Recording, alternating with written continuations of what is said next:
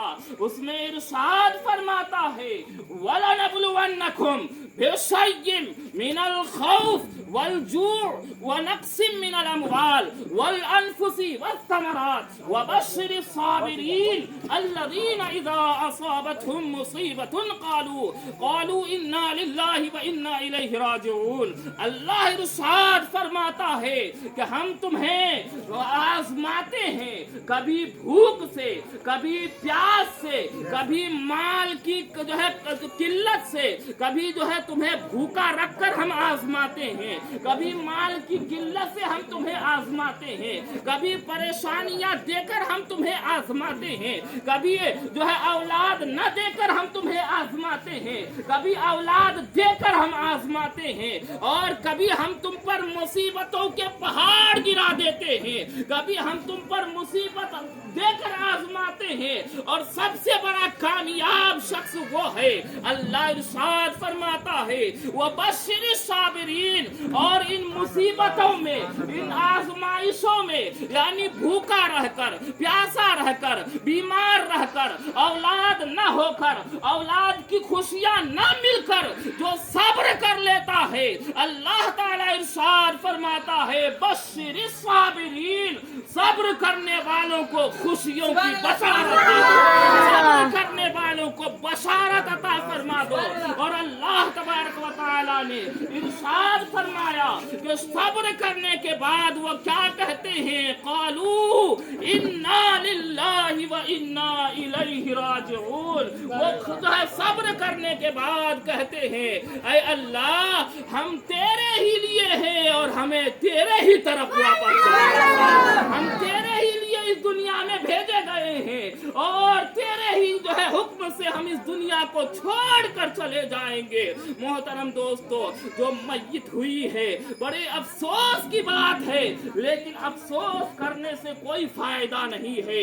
اللہ نے ارشاد فرمایا لِكُلِّ شَيْءٍ اجل، ہر آدمی کا، ہر شخص کا، ہر جاندار کا موت کا وقت مقرر ہے، یعنی جب آدمی پیدا ہوتا ہے اللہ تبارک و تعالی اس کے موت کا وقت اسی وقت لکھ دیا جاتا ہے، لوح محفوظ پر اس کے موت کا وقت لکھ دیا جاتا ہے، اور اللہ پھر ارشاد فرماتا ہے لا یستاخرون ساعة ولا یستقدمون، اور جس کا جو موت کا وقت لکھ دیا گیا ہے اس سے نہ ایک منٹ پیچھے ہوگا نہ ایک منٹ آگے ہوگا، یعنی جب جس کی موت لکھی گئی ہے اسی وقت اس کو موت آ کر رہے گی۔ لیکن ایک بڑی خوشی کی بات یہ ہے کہ یہ جو موت ہوئی ہے، یہ جو موت اللہ نے عطا فرمایا ہے، یہ شہادت کی موت ہے۔ سبحان اللہ، شہادت کی موت ہے۔ حدیث پاک میں آتا ہے حضرت جابر بن عتیق رضی اللہ تعالیٰ عنہ، ایک صحابی ہے، وہ بیمار پڑ جاتے ہیں، حضور صلی اللہ تعالیٰ علیہ وسلم اس کی زیارت کے لیے تشریف لے جاتے ہیں، ان کی جو ہے بیمارداری کے لیے تشریف لے جاتے ہیں۔ جب آپ تشریف لے جاتے ہیں تو جو ہے ان کی خبر خیریت پوچھتے ہیں، گھر والے پوچھتے ہیں، گھر والے کہتے ہیں یا رسول اللہ ہم نے تو یہ سوچا تھا، ہم نے تو یہ گمان کیا تھا کہ حضرت جابر کی موت شہادت کی موت ہوگی، وہ لڑتے لڑتے شہید ہوں گے۔ حضور نے ارشاد فرمایا، حضور کا فرمان ہوا، حضور ارشاد فرماتے ہیں اس طرح تو ہمارے شہیدوں کی تعداد کم ہو جائے گی۔ سنو، جو ہے طاعون کی مرض میں مرتا ہے، طاعون ایک بیماری ہے جو عام بیماری آتی ہے، حضور ارشاد فرماتے ہیں کہ جو طاعون کی بیماری میں مرتا ہے وہ شہادت کی موت مرتا ہے، وہ شہید ہو کر مرتا ہے۔ پھر حضور ارشاد فرماتے ہیں کہ جو پسلی کی بیماری میں مرتا ہے، پیٹ کی بیماری میں مرتا ہے، یعنی جسے حائضہ کہا جاتا ہے، ایک عام بیماری آتی ہے اور پیٹ جو ہے جھڑنا شروع ہوتا ہے اور لوگ مرنا شروع ہو جاتے ہیں، حضور ارشاد فرماتے ہیں کہ جو حائضہ میں مرتا ہے، پیٹ کی بیماری میں مرتا ہے، وہ بھی شہید ہے۔ سبحان اللہ۔ اور پھر حضور ارشاد فرماتے ہیں کہ جس عورت کا بچہ پیدا ہوتے وقت انتقال ہو جاتا ہے وہ بھی شہادت کی موت مرتی ہے۔ اللہ اکبر۔ شہید کس کو کہتے ہیں؟ شہید کس کو کہتے ہیں وہ بھی ذرا سن لیجئے۔ شہید کہتے ہیں. شہید کے بارے میں اللہ تبارک و تعالیٰ نے قرآن میں ارشاد فرمایا کہ شہید جو ہے وہ زندہ ہے, انہیں رزق دیا جاتا ہے اور تم ان کی زندگی کو سمجھ نہیں سکتے ہو. شہید وہ ہے جو قبر میں جو سوالات سے بچ جاتا ہے, حشر میں سوالات سے بچ جاتا ہے اور شہیدوں کے ساتھ جنت میں اٹھایا جاتا ہے. سبحان اللہ. ایک موت تو ہوئی ہے لیکن خوشی اس بات کی ہے کہ انشاءاللہ العزیز وہ شہادت کی موت مری ہے اور قبر و حشر میں انشاءاللہ آرام و اطمینان کے ساتھ ہوگی. محترم دوستو, بچہ پیدا ہونا اور بچے پیدا ہونے کے بعد جب عورت مر جاتی ہے وہ شہادت کی موت مرتی ہے. اور حدیث پاک میں یہ بھی آتا ہے کہ جس عورت کے 3 بچوں کا انتقال ہو جاتا ہے, 3 بچے اس دنیا کو چھوڑ کر چلی جاتی ہے, حضور ارشاد فرماتے ہیں کہ جنت کے 8 دروازے اس کے لیے کھول دیے جاتے ہیں. جنت کے 8 دروازے اس کے لیے کھلے ہوتے ہیں اور جنت کے 8 دروازے اس کا استقبال کرنے کے لیے کھڑے ہوتے ہیں اور کہتے ہیں کہ اے خوش نصیب بندہ اور بندی, آؤ تم دونوں جنت میں داخل ہو جاؤ. اور پھر ایک صحابی عرض کرتے ہیں یا رسول اللہ, یا نبی اللہ, جس کے 2 بچے فوت ہو جائے, جس کے 2 بچے مر جائے, تو حضور نے ارشاد فرمایا کہ جس کے 2 بچے مر جائے وہ بھی جنتی ہے. پھر ایک صحابی کھڑے ہوئے, وہ کہنے لگے یا رسول اللہ کہ جس کی 1 بچہ کا انتقال ہو جائے, حضور ارشاد فرماتے ہیں اگر 1 بچے کا بھی انتقال ہو جائے اور وہ جزا فضا نہ کرے, اس پر صبر کرے اور صبر کرتے ہوئے اللہ کی مرضی پر اپنے آپ کو جو ہے وار دے اور جو ہے اللہ کی شکایت نہ کرے, لفظ جو شکایت کا لفظ زبان پر نہ لائے, یعنی صبر و شکر کے ساتھ رہے, تو اللہ تبارک و تعالیٰ اسے بھی جنت میں داخل کرواتا ہے. آج جو ہے ایک اور حدیث پاک میں آتا ہے کہ بچہ جب پیٹ میں ہوتا ہے اور جو ہے اس کی روح پھونکے جانے سے پہلے یعنی 4 مہینے 10 دن سے پہلے اگر بچہ گر جاتا ہے, کچا بچہ جو گر جاتا ہے, اس کے بارے میں حدیث پاک میں آتا ہے کہ جب وہ جو ہے قیامت کا دن ہوگا, لوگ پریشان حال ہوں گے, اللہ تبارک و تعالی اس کچے بچے کو جو ہے جنت میں جانے کا حکم دے گا, تو کچا بچہ کہے گا کہ یا اللہ میں اس وقت تک جنت میں نہیں جاؤں گا جب تک کہ اپنے ماں باپ کو ساتھ لے کر نہ چلا جاؤ. اللہ اکبر. پتہ چلا, معلوم یہ ہوا کہ اللہ تبارک و تعالیٰ کی رحمت بہت بڑی ہے, اللہ تبارک و تعالیٰ کے رحمت کے دروازے کھلے ہوئے ہیں, اللہ تبارک و تعالیٰ دن رات اپنے بندوں پر رحم فرماتا ہے. لیکن ہمارا حال یہ ہے کہ جب ہم پر مصیبت آتی ہے, جب ہم پر پریشانی آتی ہے, جب ہم جو ہے بے اولاد ہوتے ہیں یا ہماری اولاد فوت ہو جاتی ہے یا ہمارا کوئی انتقال ہو جاتا ہے, تو ہم اس پر صبر کرنے کے بجائے یہ باتیں کرنے لگتے ہیں, اللہ کی ناشکری کرنے لگتے ہیں. معاذ اللہ, بعض لوگ اللہ کو بھی گالی دینے لگ جاتے ہیں اور اللہ کی ناشکری کرتے ہوئے یہاں تک کہہ دیتے ہیں مائیں کہ جو ہے اللہ تعالیٰ کو میرا ہی بچہ دکھا تھا. اللہ اکبر. اے ماؤ, اپنی اولاد کے فوت ہونے پر جو ہے اللہ کا شکر ادا کرو اور صبر کرو. اگر تم نے صبر کر لیا تو انشاءاللہ تم جنت کے حقدار قرار دیے جاؤ گے. محترم دوستو, بات یہاں پر ختم ہوتی ہے. ہر ایک شخص کو موت کا مزہ چکھنا ہے, ہر ایک شخص کو اس دنیا کو چھوڑ کر جانا ہے. جو بھی اس دنیا میں آیا ہے اسے ایک نہ ایک دن یہ دنیا چھوڑ کر جانا ہے. جیسے مولانا عبد المالک صاحب نے وہ آیت پڑھی, منہا خلقناکم وفیہا نعیدکم ومنہا نخرجکم تارۃ اخری, یعنی جب ہم مردے کو قبر میں اتار رہے ہوتے ہیں تو قبر میں اتارتے وقت ہم یہ آیت پڑھتے ہیں, منہا خلقناکم, مٹی ڈالتے ہیں اور پڑھتے ہیں اے شخص تم اسی مٹی سے پیدا کیے گئے, وفیہا نعیدکم, اور تمہیں اسی مٹی میں لوٹایا گیا, ومنہا نخرجکم تارۃ اخری, اور پھر بعد میں تم اسی مٹی سے دوبارہ نکالے جاؤ گے.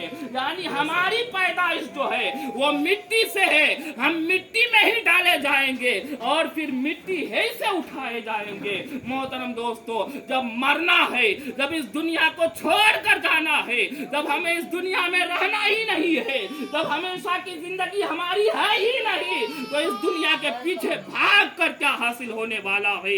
اس دنیا کے پیچھے بھاگ کر ہمیں کیا ملنے والا ہے؟ 4 دن کی زندگی ہے، اس زندگی کو غنیمت جانیے، اللہ کی عبادت کیجئے۔ قبر میں دولت کام آنے والی نہیں ہے، قبر میں مال کام آنے والا نہیں ہے، قبر میں زمین جائیداد کام آنے والے نہیں ہے۔ قبر میں کام آئے گی تو آپ کے نیک اعمال کام آئیں گے، قبر میں کام آئیں گی تو نمازیں کام آئیں گی، قبر میں کام آئیں گی تو عبادتیں کام آئیں گی، قبر میں کام آئیں گی تو ماں باپ کی خدمت کام آئے گی، قبر میں کام آئے گی تو پڑوسیوں سے محبت کام آئے گی۔ محترم دوستو، جب قبر میں مردے کو رکھا جاتا ہے کیا حالت ہوتی ہے؟ قبر میں جب مردے کو رکھا جاتا ہے، آج اگر ہمیں اکیلا گھر میں سونے کہا جائے، ہم گھبراتے ہیں، ڈرتے ہیں، ہم سوچتے ہیں گھر میں کیا ہوگا، اکیلے ہم کیسے رہ سکتے ہیں؟ ذرا یاد کیجئے قبر کی جو ہے قبر کو کہ جو 3 گز لمبا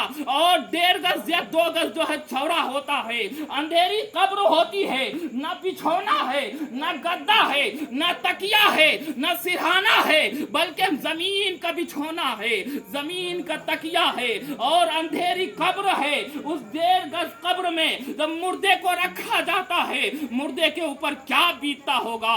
اللہ اکبر! جیسے ہی مردے کو رکھا جاتا ہے، اوپر سے 2 فرشتے حاضر ہو جاتے ہیں، قبر کو چیرتے ہوئے حاضر ہوتے ہیں، مردے کو جھنجھوڑ کر اٹھاتے ہیں، اٹھا کر بیٹھا دیتے ہیں اور پوچھتے ہیں، اے مرنے والے، من رب کا، تمہارا رب کون ہے؟ ذرا بتاؤ تمہارا رب کون ہے؟ پھر جو ہے فرشتہ پوچھتا ہے، ما دینو کا، تمہارا دین کیا ہے؟ ما کنت تقول فی حق ھذا الرجل۔ پھر حضور صلی اللہ علیہ وسلم کا چہرے مبارک دکھایا جاتا ہے اور پوچھا جاتا ہے، تم ان کے بارے میں دنیا میں کیا کہتے تھے؟ اللہ اکبر! اگر مرنے والا آدمی نیک ہے، اگر مرنے والا آدمی گناہوں سے بچتا تھا، اگر مرنے والا آدمی پرہیزگار و نیکوکار تھا، تو وہ جواب دیتا ہے، فرشتے کہتے ہیں، من ربو کا، تمہارا رب کون ہے؟ فرشتے جب اتنا پوچھتے ہیں، مردہ جواب دیتا ہے، میرا رب اللہ ہے۔ سبحان اللہ! میرا رب اللہ ہے۔ پھر دوسرا سوال ہوتا ہے، ما دین کا، تمہارا دین کیا ہے؟ فرشتے جب اتنا پوچھتے ہیں، مردہ جواب دیتا ہے، دین الاسلام، میرا دین اسلام ہے۔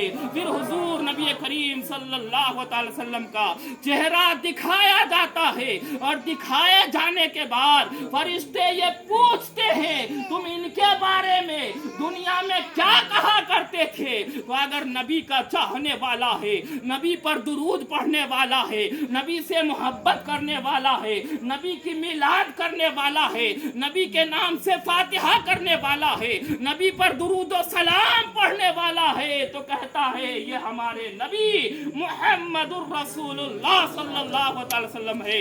یہ 3 سوال قبر میں ہر مردے سے ہوتا ہے، چاہے وہ مسلمان ہو، کافر ہو، گنہگار ہو، شرابی ہو، نمازی ہو، غازی ہو، ہر آدمی سے یہ 3 سوال ہوتا ہے۔ جب یہ 3 سوال ہوتا ہے اور تینوں کے صحیح جواب دے دیتے ہیں، تو جواب دینے کے بعد فرشتے کہتے ہیں، نم کنومت العروس، سو جاؤ جیسا کہ دولہا سوتا ہے، سو جاؤ جیسا کہ دلہن سوتی ہے، کہ دلہن کو اس کے دولہے کے علاوہ کوئی نہیں اٹھاتا، تم بھی ویسے ہی سو جاؤ۔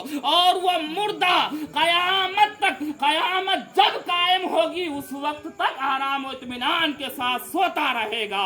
اس کی قبر کو چوڑی کر دیا جائے گا، اس کی قبر میں جنت کی کھڑکی کھول دی جائے گی، اس کے قبر میں جنت سے ہوائیں آتی رہے گی، فرشتے اس کی خدمت کے لیے حاضر ہوں گے اور وہ اطمینان کے ساتھ قیامت تک سوتا رہے گا۔ لیکن اگر بندہ گنہگار ہے، بندہ خطا कार है, बंदा बेनमाजी है, बंदा गुनाहों में मुब्तला रहने वाला है, बंदा अगर नमाजों की पाबंदी नहीं किया है, बंदा अगर गैरों का हक मारा है, बंदा ने अगर दुश्मनी में दूसरे का माल दबा लिया है, तो जब कब्र में उससे सवाल होता है मन रब्बू का, तुम्हारा रब कौन है, वह कहता है हा हा ला अदरी, हाय अफसोस मैं नहीं जानता। फिर दूसरा सवाल होता है मा दीनु का, तुम्हारा दीन क्या है, वह जवाब देता है हा हा ला अदरी, हाय अफसोस मुझे नहीं मालूम। फिर तीसरा सवाल होता है कि उस नबी के बारे में तुम क्या कहा करते थे दुनिया में, तो वह कहता है हाय अफसोस मैं उन्हें नहीं पहचानता।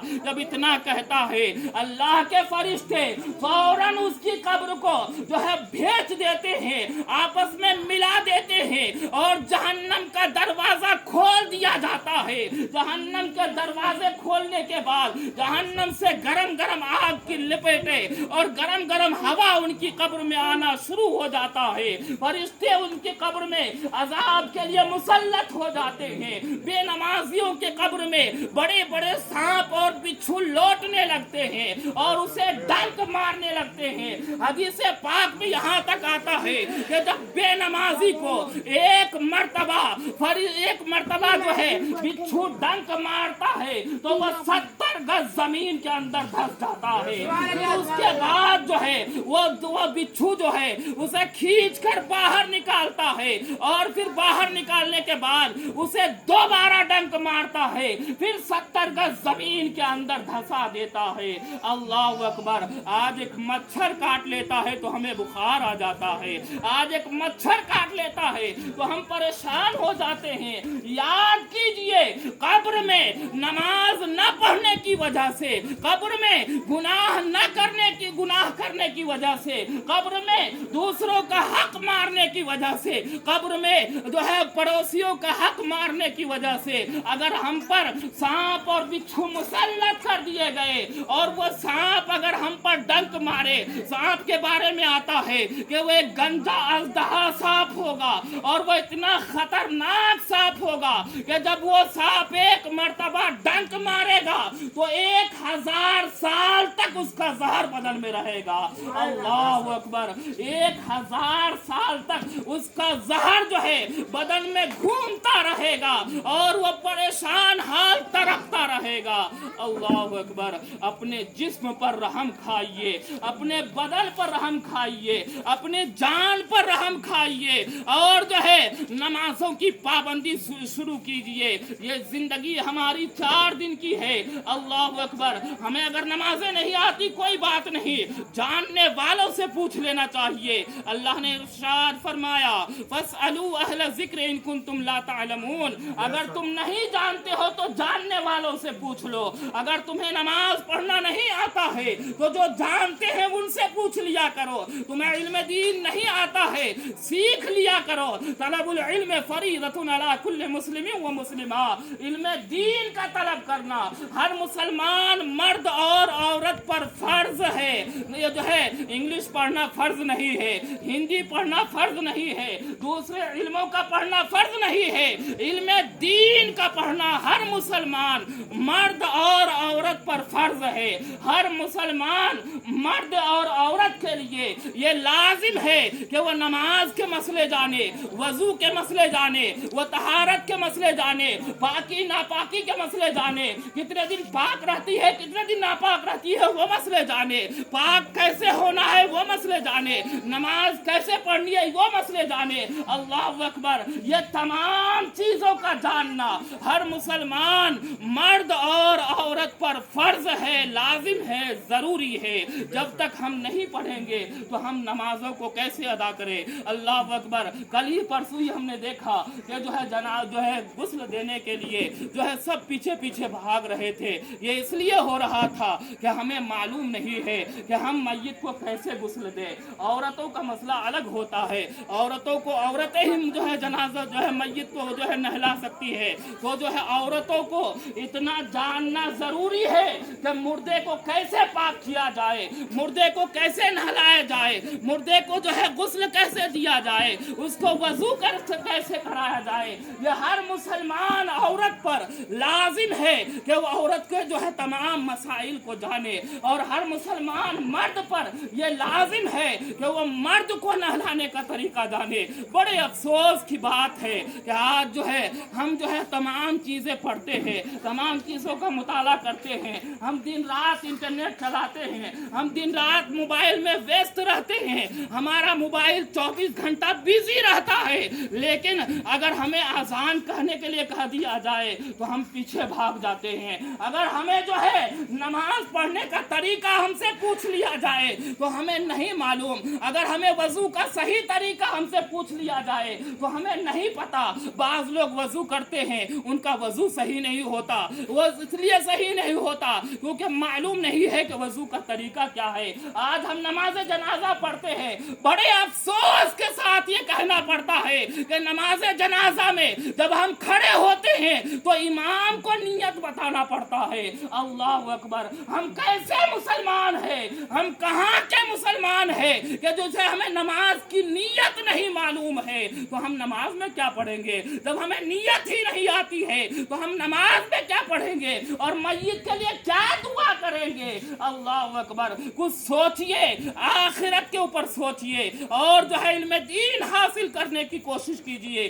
آپ کو نہیں معلوم، کوئی بات نہیں، آپ آئیے ہمارے پاس، ہم آپ کو بتانے کے لیے تیار ہیں۔ آپ جس وقت کہیں گے میں اسی وقت آپ کو جو ہے ہر وقت تیار ہوں آپ کو بتانے کے لیے۔ آپ کو نماز کے مسئلے معلوم نہیں ہے، آئیے میرے پاس، میں آپ کو نماز کا طریقہ بتاؤں گا۔ آپ کو وضو کے طریقے نہیں معلوم ہے، آئیے میرے پاس، آپ پوچھئے، میں بتانے کے لیے تیار ہوں۔ آپ جو ہے یہ ان باتوں کو سیکھیں، ان باتوں کا سیکھنا ضروری ہے۔ اگر ہم جو ہے جنازہ میں کھڑے ہو رہے ہیں اور دعائیں نہیں پڑھیں گے تو کیا فائدہ ہوگا جنازہ پڑھ کے؟ ہم جب میت کے لیے دعا ہی نہیں کریں گے تو کیا فائدہ جنازہ پڑھ کے؟ ایسا جنازہ پڑھنا اور نہیں پڑھنا برابر ہے۔ ہم مٹی دینے جاتے ہیں، ایک آیت ہے قرآن کی، منہا خلقناکم وفیہا نعیدکم ومنہا نخرجکم تارۃ اخری، ہمیں ایک آیت بھی یاد نہیں ہے۔ بڑے افسوس کی بات ہے، ہم کیسے مسلمان ہیں کہ ہم ایک آیت بھی ہم پڑھ نہیں سکتے ہیں قرآن کا۔